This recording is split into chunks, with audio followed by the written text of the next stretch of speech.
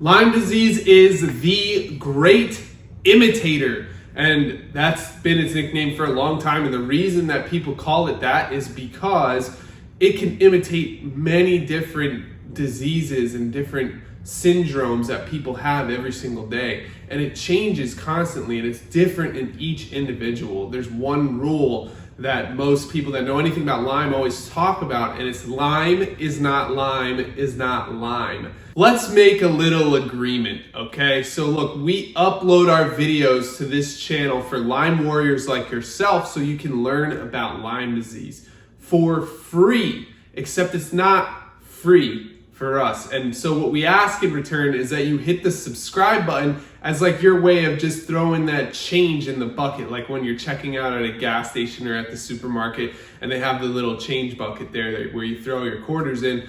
The way that you can do that for us is just hit the subscribe button and the like button below this video so that YouTube knows we're making good videos and shows it to more Lyme warriors so that more people can get help and more people can start to feel better from Lyme disease from the things that we share on this channel. So if you could do that, that would be amazing. I would really, really appreciate it, and I'd be so grateful if you could just hit that subscribe button right now. It's different in each individual, it's different in each body, it's different in different areas of the world, depending on the tick that bit you and depending on the type of Lyme disease that you have.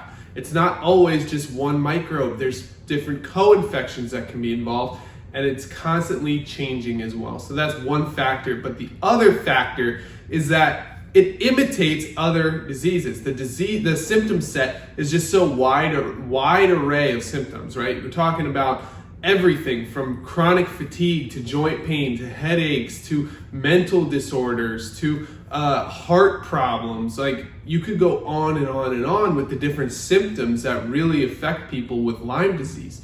And so these different symptoms don't always lead doctors to say, I wonder if it's Lyme disease. In fact, more often than not, it is not what they think of first. And so they usually have to go through a series of tests before anybody ever finds out whether or not there's Lyme disease. And there's different problems with getting that diagnosis. And that's where I would say most of the problems are in the Lyme disease community, is people knowing whether they have Lyme disease or not.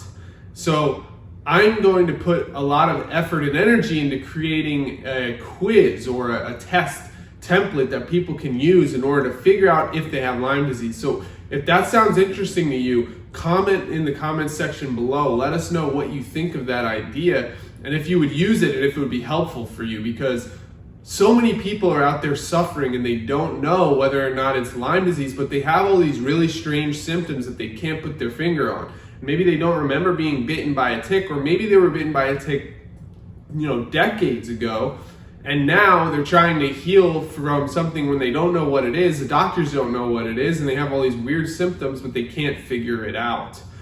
And that's what I really want to help with, as I pretty much put everything in my life into Lyme disease and helping people with Lyme disease.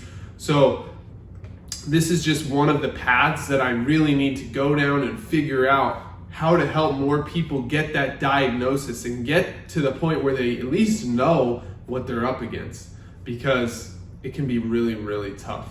And especially when you add in all the co-infections that go along with Borrelia burgdorferi, which is the Lyme microbe, like Babesia, Bartonella, Rickettsia, Mycoplasma, Chlamydia. There's like dozens of other co-infections that can come along with Lyme disease that make it even more difficult to understand and to treat and to fix. And so it's a huge problem. There's hundreds of thousands of people every single year being affected with Lyme disease, and May is Lyme Disease Awareness Month, which is why I haven't stopped talking about Lyme disease every single day for the month of May here on this channel. And I really want to spread the word that it exists, and it's the great imitator. And oftentimes people end up getting diagnosed with some random subset of syndromes, like chronic fatigue syndrome or fibromyalgia, or arthritis. These are just basically groups of symptoms. They're not actually a disease in a lot of cases. So someone with Lyme disease can have arthritis. Someone with Lyme disease can have chronic fatigue syndrome. Someone with Lyme disease can have fibromyalgia, and they're all just symptoms that are part of Lyme disease, or they could have those things and Lyme disease, but those things are really just a set of symptoms. That's why they're referred to as syndromes rather than disease. And most of these things are still deeply linked to inflammation and the immune system in the body, which the best way that I've found to handle inflammation, reduce inflammation, and get control of the immune system so that it's not going rampant and going crazy and attacking your own body, and it's not underperforming and not doing enough, is to use herbs. Now, herbs have been part of our ancestry for thousands and thousands of years. They're extremely safe, but they're also extremely potent, and they're very good at doing a great job at just kicking up that immune system, making the immune system work the way that it's supposed to. Not too hard, but not too soft, right? Just right, like the Goldilocks theory, because sometimes our immune system gets out of hand and starts attacking our own body. We don't want that either. So herbs are great for making the immune system work the way that it's supposed to.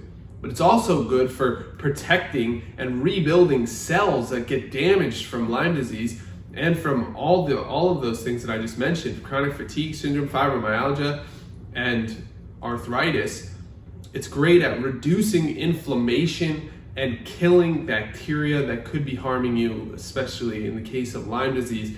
And really, they work really well for not only Lyme disease, but also for all of the co-infections involved, which is why I put together a box that you can get where it gives you all of the best herbs that work for Lyme disease that are studied by the top herbalists, scientists, and doctors in the field of Lyme disease. And it's called the LymeWars Herb Box. They're the herbs that I used to fight against my case of Lyme disease about 6 years ago. And I was able to beat Lyme disease and come back from a serious case of Lyme carditis that was affecting my heart. I didn't know if I was going to survive. My heart rate dropped to 30 beats per minute, and I was fainting and sleeping 16 hours a day. I fainted on multiple occasions outside, one time inside at a concert. It was a very serious situation, and instead of taking antibiotics, I used herbs, and I was able to fight my way through using herbs, but also using things like sleep, hydration, nutrition, and a multitude of other holistic approaches that I write to my list about every single day. So if you want, you can get on my email list. Go to the link in the description below to get on that email list. You can get a free ebook where we give you our 6 top ways for fighting back against Lyme disease that I used when I was in the deepest, darkest moments of my life. And also, I've helped thousands of other people use the same thing. In fact, right now there's almost 2,000 people on my list, and it's growing every single day. So if you want to be involved with that, just go to the link in the description below. And if you want to get the herbs that we use, that I use, and that hundreds of other Lyme victims have used with great success, with awesome reviews, that are writing about it inside of Facebook groups, telling everybody that they use these specific herbs in order to heal, you've got to check it out at LymeDiseaseWars.com, because you will find that this will make your body start to feel like you used to. You'll be able to start to take back your body, maybe feel like yourself again, or maybe even better. I know for me, once I started feeling like myself again, I took it a step further, and I just wanted to get healthier and healthier and healthier. And health has become a huge priority in my life since I had Lyme disease, fought it, and beat it. And now that health is such a huge priority in my life, I still take herbs to this day, and I still help people every single day fight back against Lyme disease. I'm obsessed with it because it has such a huge impact on me, and now I just want to help you who's in the same situation. All the Lyme warriors out there, I'm here with you, for you, and I want to help you fight back with everything that I can. So I'm constantly innovating and developing things that I know will help you win the war against Lyme, hence LymeWars. So go to LymeDiseaseWars.com right now, and let's get started working together and taking back your body. Can't wait to see you there, and I'll see you in the next video. Hit the subscribe button on the way out, and I'll see you soon. Bye-bye.